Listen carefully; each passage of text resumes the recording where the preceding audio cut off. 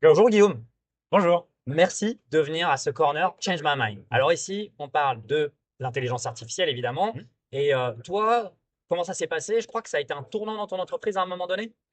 Ah, même, c'était un tournant même dans ma vie, hein. Je pense il y a eu un effet de sidération qui est arrivé en 2022. Pour moi, ça arrivait un tout petit peu avant la sortie de 3.5, j'ai payé 3.5, hein, 30 novembre, je crois, 2022. C'était l'arrivée de Dali, en fait, tout ce qui était génération d'images.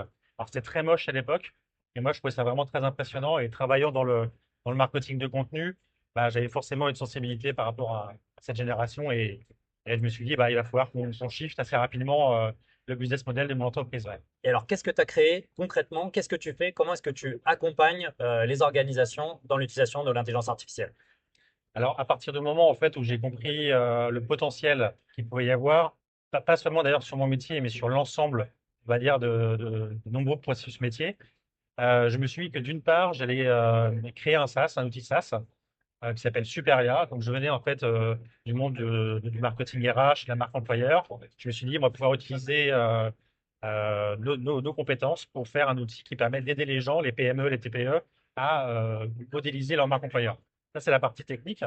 Et puis après, sur la partie, moi, je viens de l'AMOA. En fait, j'ai travaillé pendant 12 ans en tant que consultant AMOA dans les DSI. Et je me suis dit, je vais pouvoir aussi accompagner les personnes qui souhaitent mettre en place des projets, notamment des projets RH, parce que c'est un peu mon ADN à la super agence, mais d'autres projets également, et que j'allais pouvoir mettre ça à disposition. Et puis aussi également faire de la formation, parce que comme je suis vraiment un vrai drogué d'informations sur la générative, je me suis dit, bah, j'allais pas garder ça pour moi, et j'allais aussi faire profiter les autres. Alors super, tu parles de RH, sujet très Ouais. important dans l'intelligence artificielle, puisque on est souvent taclé, nous les fans d'intelligence artificielle, de supprimer je ne sais combien de millions d'emplois en Europe dans les années à venir. Toi, tu vois un vrai risque ou pas? Alors, en fait, tu connais la loi d'Amara? Non, dis-moi. C'est un principe qui est assez ancien, hein, d'ailleurs qui a été vérifié à de nombreuses reprises, qui dit que souvent on surestime les dangers à court terme et on sous-estime les dangers à long terme. Et à mon avis, c'est le cas spécifiquement, c'était le cas pour Internet, c'était le cas aussi à mon avis, pour l'IA générative. Sur la partie emploi, ce que tu évoques, je pense que là, on est vraiment dans un gros fantasme de remplacement, de grand remplacement. C'est un terme qu'on, hélas, on entend un peu trop souvent. Et non, là, pour le coup, je suis absolument persuadé qu'il n'y a pas de remplacement à court terme, en tout cas, des activités humaines. Tout ce qu'on constate, à la fois la littérature, les études et également même in situ, hein, c'est que quand on implémente l'IA dans des organisations, généralement, qualitativement, le travail est meilleur, mais en fait, on produit quantitativement autant de travail sur 7-8 heures de travail, mais par contre, la qualité est meilleure. Et en plus, moi, ce que je constate au personnel, c'est que plus j'utilise l'IA, plus ça m'ouvre des portes de réflexion que je n'aurais pas eu probablement si je m'étais cantonné à des tâches, on va dire, un peu plus basiques. Donc, non, la question du remplacement, pour moi, ça relève du fantasme. Il y a certains métiers qui sont, à mon avis, peut-être directement impactés. J'ai vu récemment une personne qui faisait de la synthèse d'articles le matin pour des grandes entreprises. Et elle a expliqué qu'avec Perplexity, par exemple, elle pouvait avoir un résumé quasiment aussi bien en quelques secondes versus 3 heures avant. Il y a des métiers qui sont peut-être directement impactés. Mais dans l'ensemble, l'idée, c'est vraiment de réinventer son métier pour pouvoir intégrer l'IA et devenir un professionnel augmenté, en fait. C'est ça l'idée. Ok, alors ça, j'ai l'impression quand même que les entreprises commencent à bien l'intégrer. Quid du secteur public? Est-ce que les institutions, les villes sont à la ramasse sur l'intelligence artificielle? Alors déjà, est-ce que les entreprises l'ont déjà bien intégré? Certaines l'ont intégré, on va dire, dans la tête, mais intégré sur des projets, pour l'instant, ça reste un petit peu timide. Comparativement à d'autres pays, évidemment, je parle des États-Unis, mais pas seulement, où là, effectivement, on va un peu plus loin. Je pense qu'en France, on est encore timide, on fait un peu des études d'impact, mais ça va pas plus loin.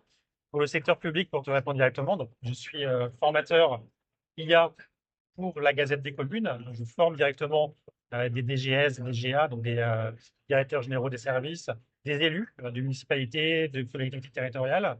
Et à ce titre-là, effectivement, là, la demande, elle est énorme. Alors, en fait, il faut bien comprendre une chose.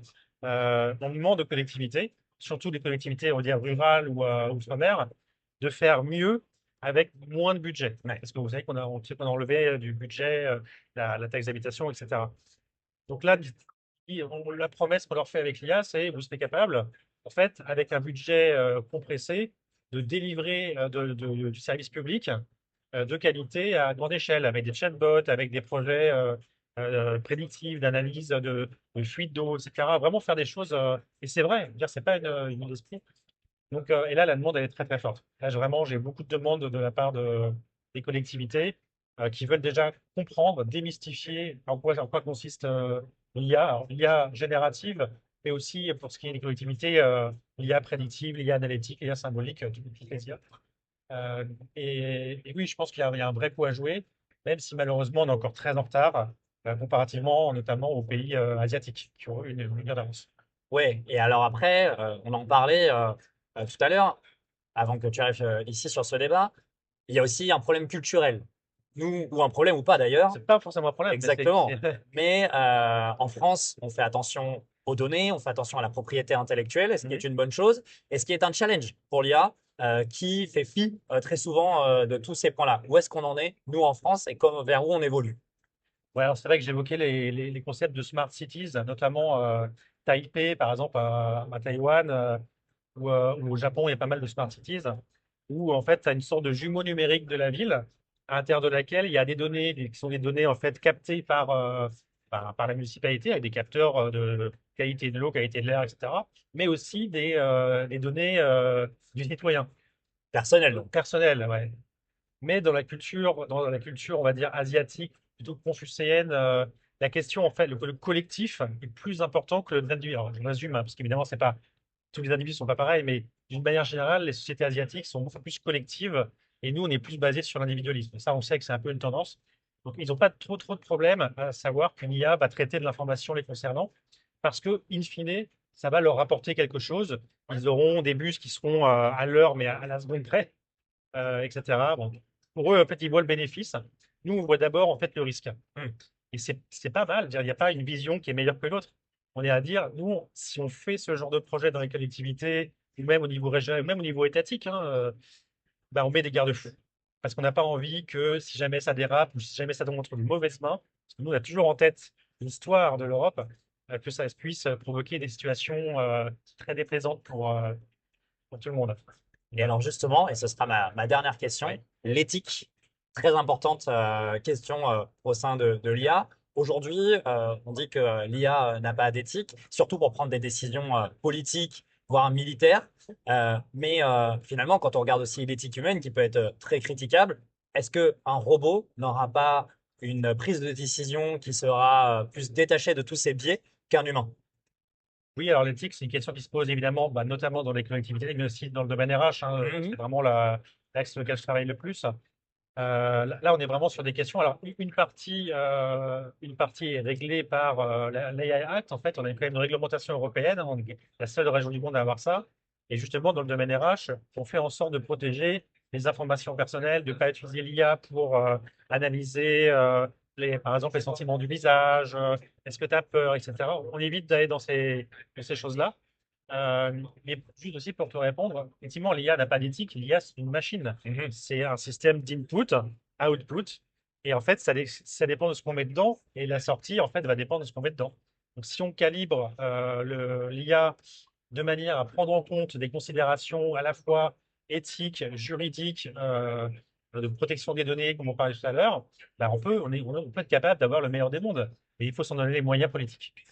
Hyper intéressant. Si je résume, l'IA, de toute façon, ce n'est pas uniforme dans le monde entier. Chaque IA peut s'adapter aux contraintes et aux éthiques de chaque pays, et voire même de chaque organisation et institution. Tout dépend de l'utilisation qu'on en fait. Oui, et de l'encadrement, parce que l'utilisation, si on laisse ça en fait uniquement dans les mains du décideur final, là, on n'a jamais la garantie de savoir ce qu'il va faire. Si jamais déjà on pose un cadre juridique, bon, bah, au moins ça peut être rassurant, euh, pas seulement pour les dérives, mais même pour le citoyen ou pour le consommateur. Se dire, bon, bah, au moins je vais avoir une sorte de protection. Le RGPD, on a vu, ça a beaucoup un peu fait jaser dans les entreprises, hein. Moi, j'ai participé à des déploiements RGPD. Et pourquoi on vient nous emmerder avec la législation, etc. Ouais, mais bon, quand on voit comment les Américains, par exemple, utilisent les données personnelles jusqu'à des manipulations politiques, hein, c'est passé aux États-Unis, bah, on se dit, on est quand même pas si mal que ça en Europe. Donc, ouais, moi, je suis plutôt partisan d'une régulation bien comprise et surtout qui se fasse en concertation avec les vrais acteurs, en fait, de l'IA. Voilà, ceux qui savent vraiment de quoi il s'agit. Trop bien. Merci Guillaume d'avoir apporté toutes ces nuances et un peu de recul sur l'intelligence artificielle, son utilisation et sa régulation. Je te souhaite une très bonne journée. À la Madi Kino. Merci, merci beaucoup.